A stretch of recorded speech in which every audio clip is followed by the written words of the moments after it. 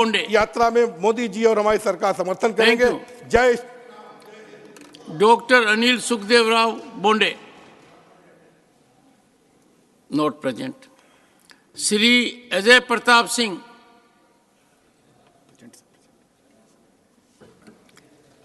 Ajay Pratap ji 5 minutes.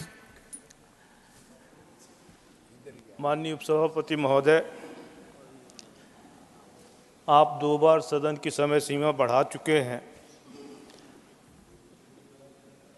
यहाँ पर बैठे हुए भी काफ़ी लोग थक चुके हैं, सुनते सुनते भी थक चुके हैं।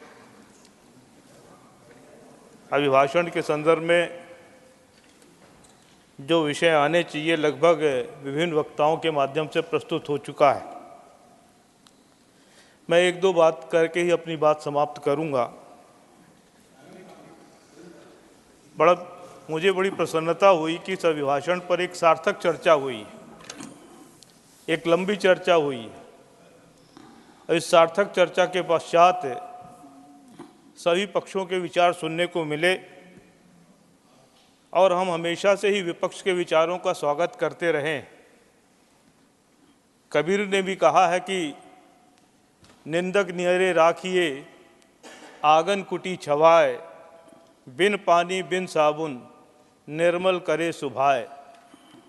तो विपक्ष के विचारों का भी हम 2 मकसदों से विशेष रूप से स्वागत करते हैं, उनको सुनने के लिए उत्सुक रहते हैं। पहला तो उनके माध्यम से अगर कोई सार्थक विचार आता है तो हमको अपने आप में सुधार करने का एक अवसर प्राप्त होता है, और दूसरा जब वो सदन में बोलते हैं तो हमको ये भी आभास होता है कि अब उनके मन में क्या खुराफात चल रही है, और उसके आधार पर भी हम राजनीतिक रूप से अपने आप को तैयार करते हैं। सभापति महोदय, इस अभिभाषण में राम मंदिर का उल्लेख है। 22 जनवरी एक ऐतिहासिक तिथि है। जब हम समकालीन इतिहास को देखते हैं, इतिहास के साथ साथ चलते हैं, तो शायद उसकी गंभीरता का हमको उतना एहसास नहीं होता है, लेकिन जब कुछ समय बीत जाता है तो फिर हमको उस घटना का, उस तिथि का विशेष महत्व प्रतीत होता है। आज जो राम मंदिर बना है, मैंने युवावस्था में राम मंदिर आंदोलन के लिए जितने भी आंदोलन हुए हैं, लगभग सभी आंदोलनों में भाग लिया। जब हम लोग गांव-गांव घूम कर शिला पूजन किया करते थे, जब पहली बार कार सेवा का आह्वान हुआ और 1990 में हमने चित्रकूट में अपनी गिरफ्तारी दी और 7 दिनों तक नरैनी जेल में हमको रखा गया। 1992 में जब बाबरी का ढांचा गिराया गया, अयोध्या में हम लोग 15 दिन रहे। उस समय हमको ये एहसास नहीं होता था कि हम इतने बड़े आंदोलन का अंग बन रहे हैं, इतनी बड़ी घटना में हम अपना योगदान दे रहे हैं। और आज जब राम मंदिर बनकर तैयार हुआ है तो एक अपने आप में गौरव की अनुभूति होती है, गर्व की अनुभूति होती है। राम मंदिर, रामलला का जो मंदिर बना है, वो जो लोकार्पित हुआ है, वो केवल महज मंदिर नहीं है। इस मंदिर के माध्यम से भारत के गौरव की प्रतिष्ठा स्थापित हुई है। Honourable members, the time extended up to 8:30 p.m. is further extended up to 9 p.m. Please continue. Bharat के गौरव की प्रतिष्ठा स्थापित हुई है, भारत के स्वाभिमान की प्रतिष्ठा स्थापित हुई है, भारत की अस्मिता की प्रतिष्ठा स्थापित हुई है। सवाल ये उठता है कि राम मंदिर आज इतना महत्वपूर्ण क्यों हो गया है।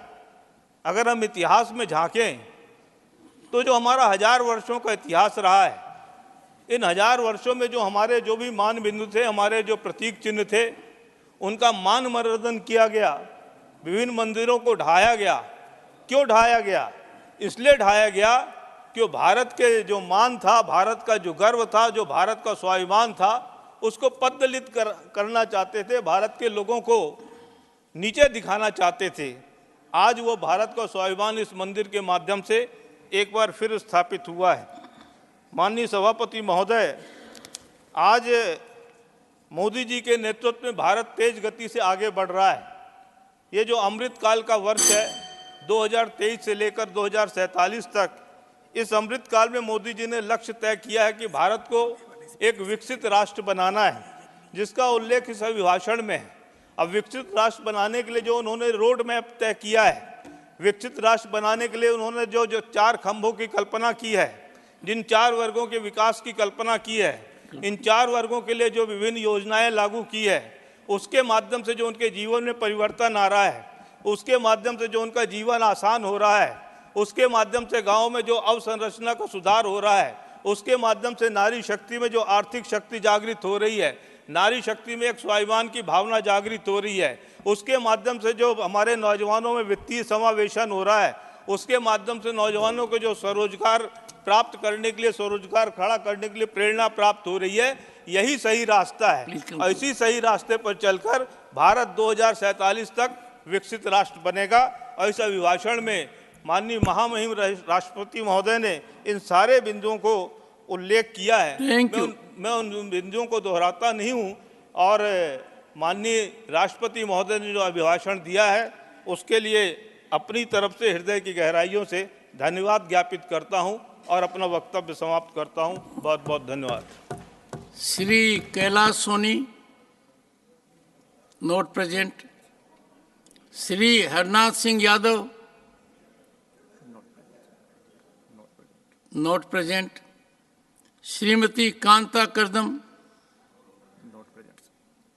Not present. Doctor Anil Jain,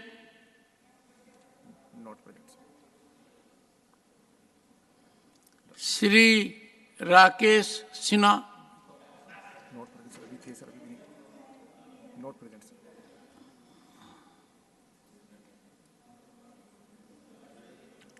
Sri Rakesh Sinha was here a minute ago.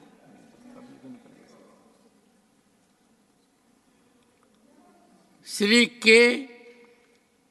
Seventh Veller Vana, सेवंथ को है सर, इनका कल है sir.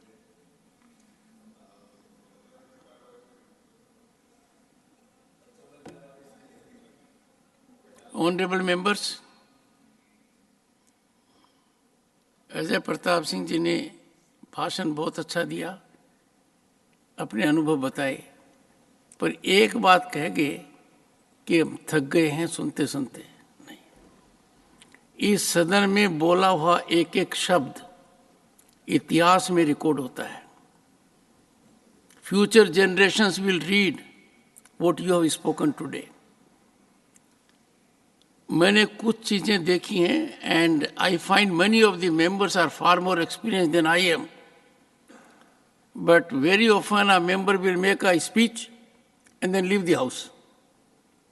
This house is meant not only for participation by making an address, but you also participate by listening to the debate.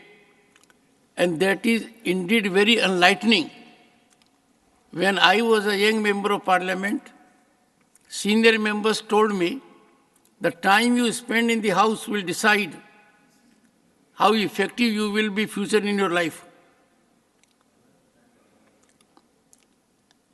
The members who are not present and have not availed the opportunity made available to them forfeit their right for tomorrow.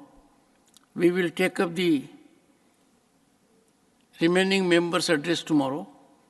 The House stands